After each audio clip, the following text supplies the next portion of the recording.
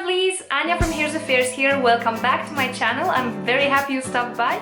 Today I want to show you 3 different half-up styles that you can rock this summer. I think these look especially cute and polished if the hair has some wave or curl to it. You can use a curling wand like I did here, or you can use a heatless technique.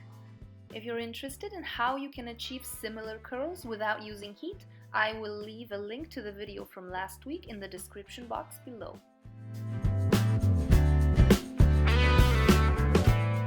I start by roughly sectioning off some face framing layers and a little bit above my ears. It's not necessary to pin anything away, it doesn't have to be that accurate, it's just so that you have a rough structure. Then I pick up a triangular section close to the parting behind the hair I left out and I divide it into 2 pieces.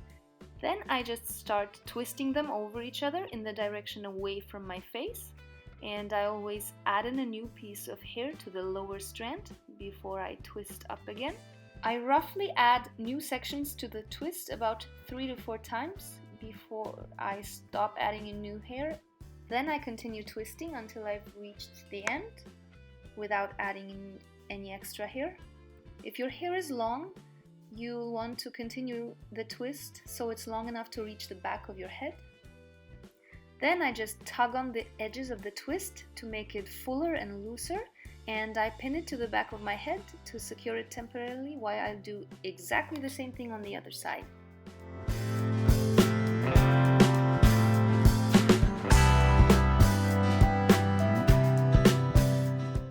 Now I release my first twist and tie them both together in the back of my head with a clear elastic. And then I go back and I tug on the twists even more.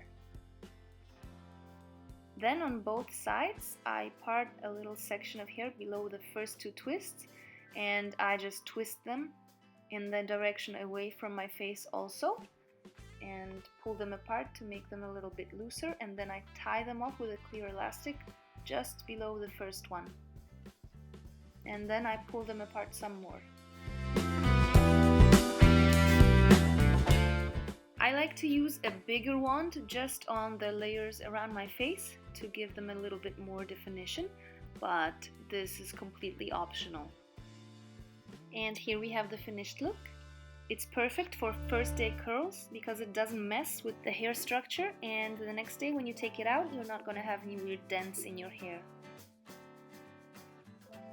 Next up is the French braid tieback, and I'll start very similar to the previous one, except I divide the first section into 3 strands and I start crossing them over the middle one, and I add in new sections of hair to the braid from each side.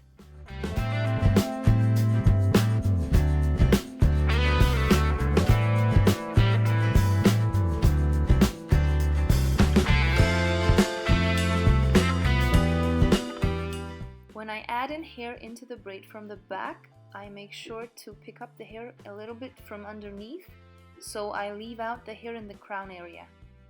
I also make sure to leave out my face framing pieces out of the braid, and then once I finish the braid, I pull it apart so it appears much fuller.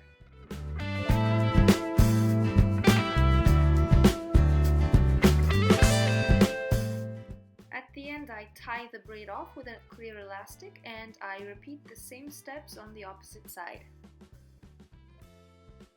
Then I tie both braids together in the back of my head and I pull them apart some more, and then I'm done. And here's the finished result of style number 2.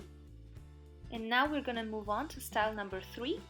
I start on this side with more hair and I pick up a section close to the parting, and then I divide it into 4 strands.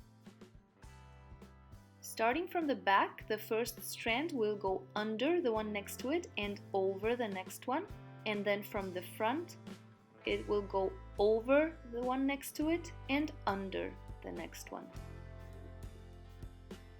Now I'll be repeating the exact same steps, except now I'll be adding in new hair to that first strand. So I cross it under the strand next to it, add in new hair to that strand, and then I cross it over the next one. same thing at the front, except now I cross it over the strand next to it. Then I add in new hair to that strand I just crossed over. And then I continue by crossing it under the strand next to it. So before I speed things up, let's go over it again. The outer strand from the back goes under the strand next to it. Then I add in new hair to that outer strand that I just crossed under. And then I cross it over the next strand. And from the front, I cross the outer strand over the one next to it. Then I add in hair to that outer strand. And I continue by crossing it under the one next to it. So from the back you always go under and over, and from the front you always go over and under. I prefer to cross the outer strands under or over depending on which side before I add in new hair into them, but if you prefer you can always add in the hair and combine it with the strand before you cross it under or over. It really doesn't matter what you do, the point is you need to add in hair to the outer strands. And from the back you cross it under, from the front you cross it over.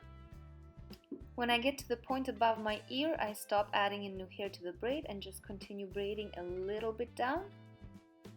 Since this is going to be an asymmetrical tieback, it doesn't have to reach the back of your head. Then I pull the edges of the braid a little bit out. And then from the other side, I do the exact same twist as I did in the first hairstyle, except now I don't leave out any face framing layers. Sometimes when it's hot, and even though I like to have some of my hair down, I don't necessarily want any of it in my face. But if you prefer, you can most definitely leave out face framing layers on both sides for this hairstyle as well. So this time I'm going to twist my hair until it reaches the end of my braid, and like before I pull it apart to make it looser, and I'm going to tie it together with the braid with a clear elastic.